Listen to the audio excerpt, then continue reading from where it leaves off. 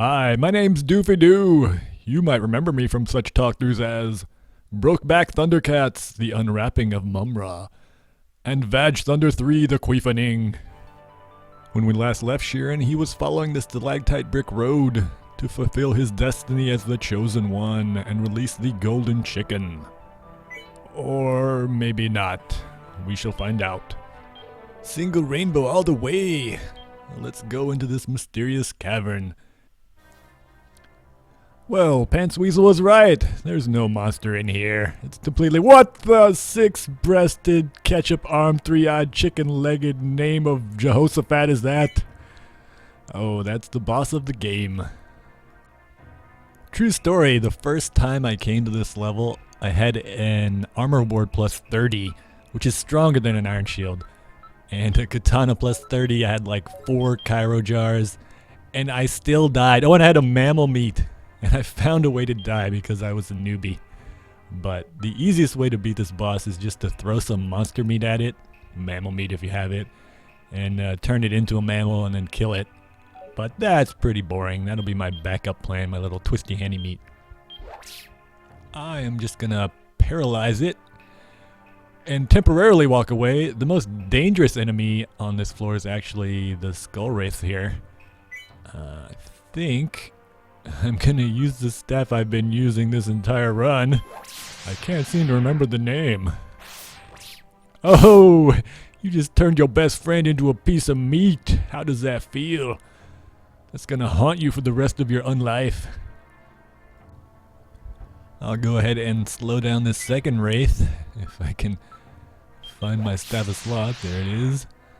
Alright, they're both slowed down.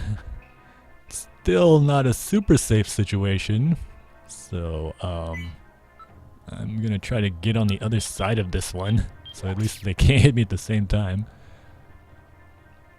Alright, none arrows left. You would have thought that I would have remembered that, but again, memory of Dory the fish. Well, Blast Wave Scroll might seem like a good idea, but if I use it, I will wake up the boss, so I have to be careful. Alright, these guys are slowed down. I get a free hit. I'm going to try to throw my Staff of Paralysis at it. Let's see, there it is. Here's a Rhinodillo. I do not want to be butt-slapped into the race or into the boss, because that'll wake them up. So I'll just punch this guy. No butt-slapping, excellent. And then I'll go find this last guy who seems to be walking into this column. Butt slap! Oh, if you land on an empty space, you get teleported randomly. But that's not really a risk since everyone else is paralyzed. And we are looking good. We got 2 slowed down and paralyzed wraiths. And the boss is paralyzed. So, pick up this Rhinodillo meat. I could just kill the boss now, but I'm gonna go ahead and take out these skull wraiths, which is a stupid thing to do. But what's my name? It's Doofy Doo. No Blast Wave Scroll. Could throw my meat, but I gotta save it just in case. No Scroll of Confusion. That'll also wake up the boss. You know what? I'm just gonna punch these wraiths. What's the worst that can happen? Paralyzes me, then rice balls me, then paralyzes me, then kills me. I have to start the game over. What are the chances of that? Oh. Level down to 28. I don't even care. Tango. 1 down. And another one. Ah, it paralyzed me. And again. Oh, good. Yeah, when they're slowed down, you almost always can get away as long as there's no other enemies in the room. Alright, let's take out the boss. Hey, Dream Gas Trap. Hey, where'd that hot chick come from? I should totally make out with her.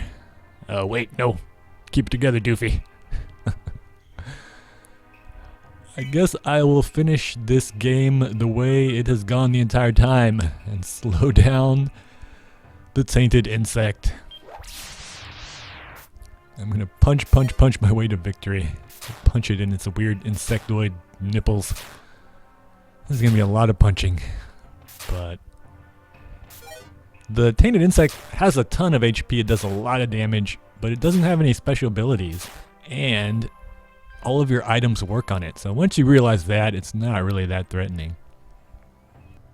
If you look at it from the side though, it looks kind of goofy. It has kind of an awkward overbite. Probably went to high school with the golden chicken, had a crush on her, asked her out to prom. The golden chicken's like, I'm sorry, tainted insect. I already said I'd go with golden chocobo. Tainted insect got all bitter. It's like, oh, stupid golden chickens. They only like the jerky birds. They never go out with the nice insects.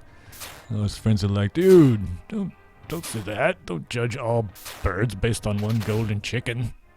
There's plenty of other chickens in the sky. But the tainted insect was bitter, and he would have none of it, and now he's dead. 7777 experience, level 30, floor 30 perfect. And now I get a staff of postpone, now that I don't have anything to use it on. Alright, well I didn't even need my last rice ball. So I will put it on the ground as an offering to all my homie wanderers that have come before me and not made it. This one's for you guys and gals.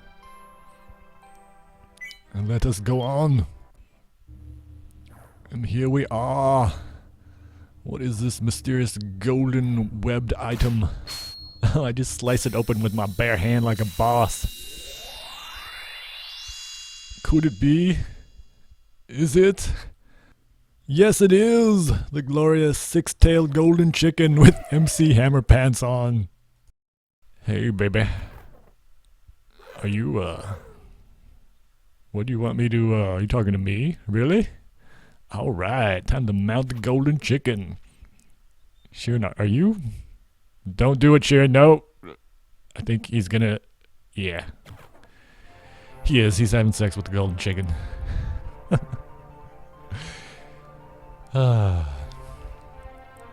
And we're off for mid-air interspecies coitus. Look at the expression of intense confusion on the golden chicken. She's like, what is going on up there? Oh, pants weasel. Look there. The summit of Mount Virginus. Too legit to quit. Mounting the golden chicken. I think that's what Chris Martin says before he has sex with Gwyneth Paltrow. I say, darling, is it time to mount the golden chicken? Oh, you're such a kidder. You're probably not aware of this, but Gwyneth Paltrow actually sounds like a Jewish grandmother in real life. That's what happens when you hang around Hollywood and music producers all the time. Oh, was that an anti-Semitic joke or a pro-Semitic joke? Who can tell? Gaibara. Everybody's looking. Is that a man having sex with a giant golden chicken mid-flight? I think it is. You know what they say. If you see a man having sex with a flying chicken, you gotta make a wish and it'll come true. This would be a great time for both of my loyal viewers at home to go ahead and take a knee, make a wish. Come with me, and you'll be playing a game of near constant frustration. You know what I wish, Gaibar? I wish you hadn't broken my jar with the rice balls in it, and I could have actually had the time to get all the loot on the floors. You loser.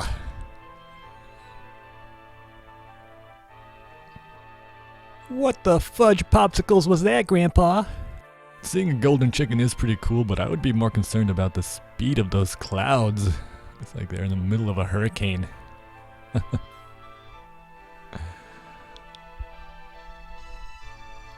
Again though, swanky lens flare. That is some nice lens flare. I like it. I like it a lot. I wonder what I should wish for. I am gonna wish that I get a good run in Phase Final Puzzle early, because I am going to finish every single post-game dungeon in this talkthrough, and depending on how my runs go, I could be playing for a long time. You might have to watch a lot of failed runs. Generally though, I usually win about 1 in 8 runs on phase final puzzles, so it shouldn't take that long. This is like the awkward morning after. Well, I had a great time last night. I guess I'll see you around then. Pagok!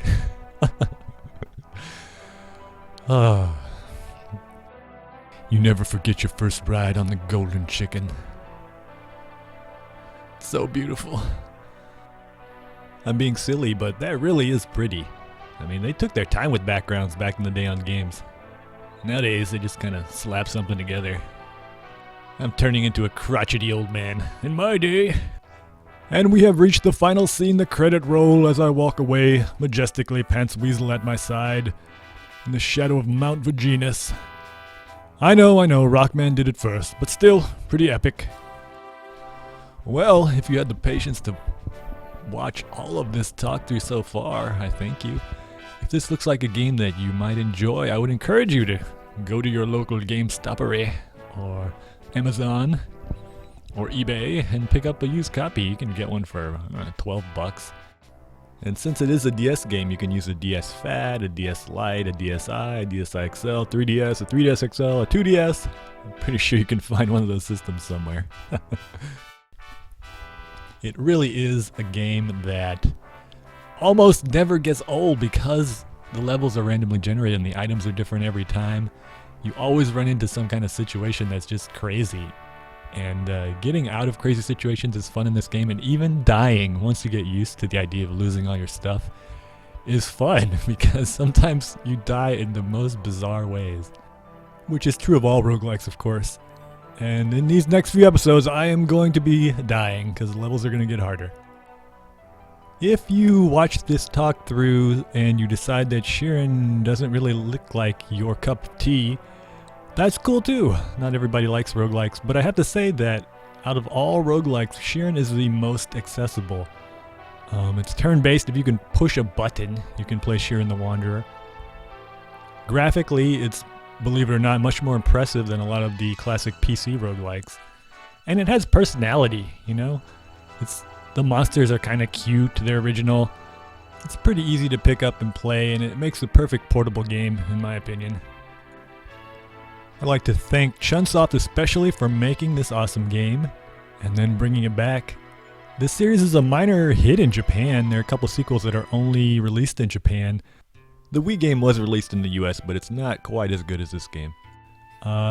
Western gamers don't really seem to appreciate a challenge as much, but that trend is shifting with the success of Demon Souls, which isn't a phase final puzzle, but you know, it's a pretty difficult game. So there are some gamers out there that appreciate a challenge that I think would really like this game. You might think, at this point, hey, I beat the game! Thank you, Sega, for publishing this great game too. A shame the market wasn't there to make you some money. If you're thinking, oh, I beat the game, I'm done, you are not even close. I talked about plateau moments, this is the biggest one. Look at that. Beat it with an Iron Shield +2, no R-Band, no sword. Was level 30 though, that's a little overpowered, you don't have to be that high a level. If I had to estimate, I think we've seen about 8% of the content of this game at this point. 8%, you're not even a 1/12 of the way through the game. So there is a ton of stuff left to do.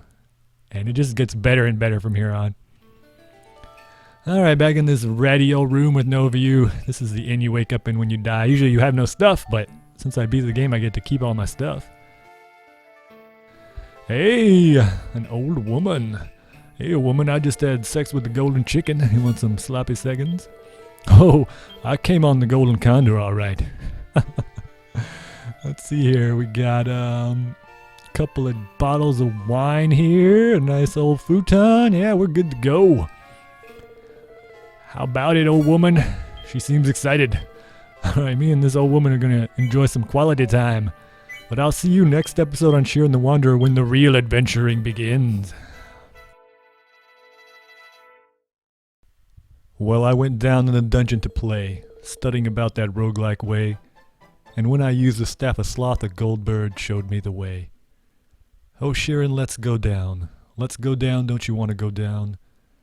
Oh, Shiren, let's go down. Down in the dungeon to play. I say, darling, is it time to mount the golden chicken?